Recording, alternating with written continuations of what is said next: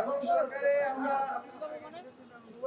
খুনিদের বিচার এবং ফ্যাসিস্ট হাসিনা যে প্রতিষ্ঠানগুলোকে ধ্বংস করে দিয়ে গেছে সেই প্রতিষ্ঠানগুলোর সংস্কার এবং একটি গণতান্ত্রিক পট পরিবর্তনের জন্য সুষ্ঠু নির্বাচনের ব্যবস্থা আমাদের সরকার অঙ্গীকার।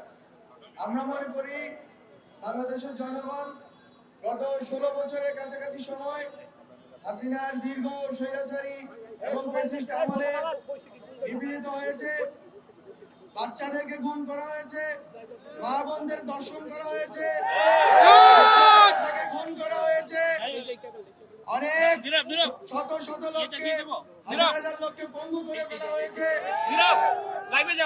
আমরা সকল রাজনৈতিক দল, ছাত্র সংগঠন, শ্রমিক সংগঠন, নারী সংগঠন, আলেম ওলামা সবাই মিলে এই ফ্যাসিস্ট হাসিনাকে উৎখাত করেছে।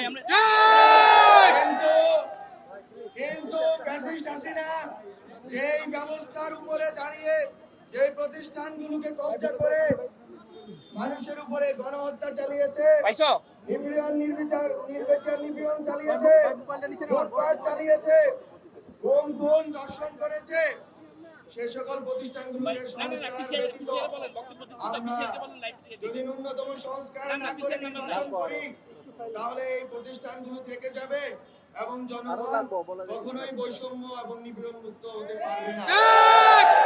সুতরাং সংস্কার কমিশনের রিপোর্টের ভিত্তিতে খুব শীঘ্রই রাজনৈতিক দলগুলোর সাথে সকল অংশীজনদের সাথে আলোচনার ভিত্তিতে ন্যূনতম সংস্কার করে গণতান্ত্রিক ভাবে ক্ষমতার পট পরিবর্তনের জন্য নির্বাচন ব্যবস্থা করা হবে। আমার সোনার বাংলায়, আমার সোনার বাংলায়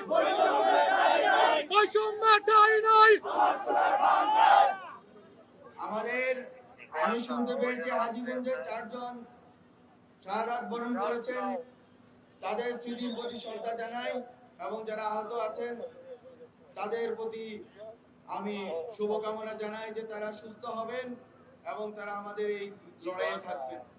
আমাদের লড়াইটা মূলত বাংলাদেশে গত 53 বছরে আমাদের লড়াই একটি স্থিতিশীল গণতান্ত্রিক বাংলাদেশ প্রতিষ্ঠার লড়াই, একটি ফ্যাসিবাদ মুক্ত বাংলাদেশ প্রতিষ্ঠার লড়াই।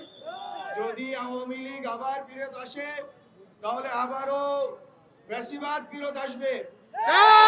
আপনারা জানেন 1975 সালের এই দিনে 25শে জানুয়ারিতে শেখ মুজিবুর রহমান সাহেব বাকশাল প্রতিষ্ঠা করে বাংলাদেশের সকল গণতান্ত্রিক অভিযাত্রাকে নস্যাৎ করার অপচেষ্টা করেছেন এবং সেই বাকশাল চারটি বাদে অন্য সকল দৈনিক পত্রিকাগুলোকে নিষিদ্ধ করেছিল, মত প্রকাশের স্বাধীনতাকে লুণ্ঠিত করেছিল এবং নির্বিচার ওই সময়ে বাকশাল প্রতিষ্ঠার পূর্বপর অনেক বিরোধী নেতৃবৃন্দকে, কয়েক হাজার বিরোধী নেতৃবৃন্দকে শেখ মুজিবুর রহমান খুন করেছিলেন, গুম করেছিলেন। তার ওই সময়কার আওয়ামী লীগের নেতৃবৃন্দ একই স্টাইলে গুম খুন দর্শন করেছিলেন।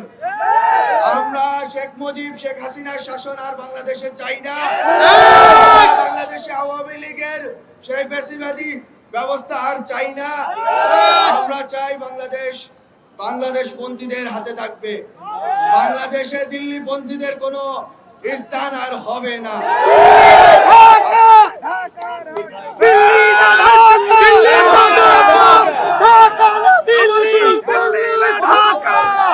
আমার সোনার বাংলায়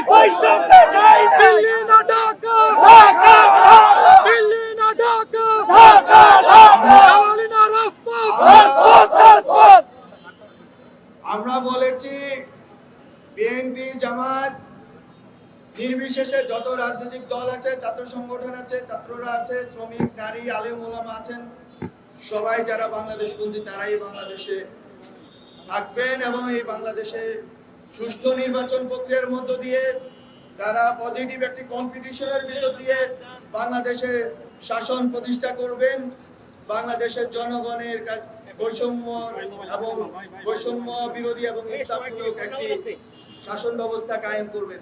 সেটা যারা বাংলাদেশপন্থী তাদের মধ্যকার নির্বাচন হবে। বাংলাদেশ বিরোধী আওয়ামী লীগ পেশিবাদীদের কোনোভাবে নির্বাচনে অংশগ্রহণ করতে দেওয়া হবে। আমাদের সরকারের ফাঁসি চাই।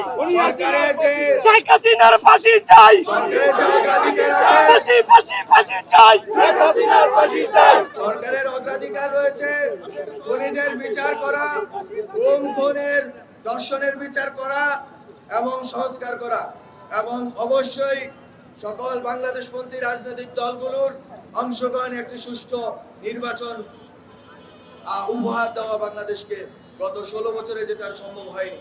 আমি হাজীগঞ্জবাসীকে আবারও ধন্যবাদ জানিয়ে সরকারের সাথে এবং বাংলাদেশের জনগণের এই দীর্ঘ লড়াইয়ের সাথে ঐক্যবদ্ধভাবে অবস্থান নেওয়ার এবং যখন ডাক পড়বে আবারও রাজপথে নেমে আসার জন্য আহ্বান জানিয়ে সবাইকে ধন্যবাদ জানিয়ে শেষ করছি।